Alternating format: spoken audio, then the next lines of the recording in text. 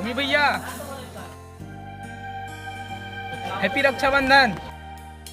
कहोगे भाई भरे त्योहार में उम्मी भैया के मुंह कैसे लटक गए। आज से 2 साल पहले ना ओमी भैया बहनी हाँ रक्षाबंधन के पहले दिन खत्म हो गए। तेकर से ना ओमी भैया रक्षाबंधन नहीं मनाए।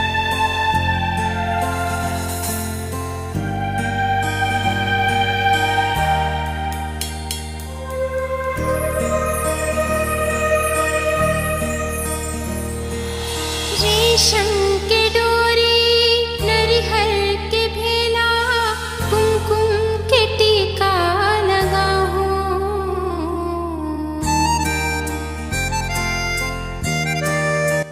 कैसे हमन तोर बहनी नहीं हन का।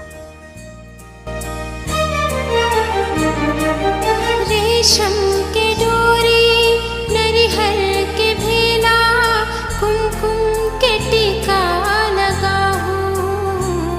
मोर भैया जियत ले राखी माँ हो। मोर भैया जियत ले राखी माँ हो। पीरत के डोर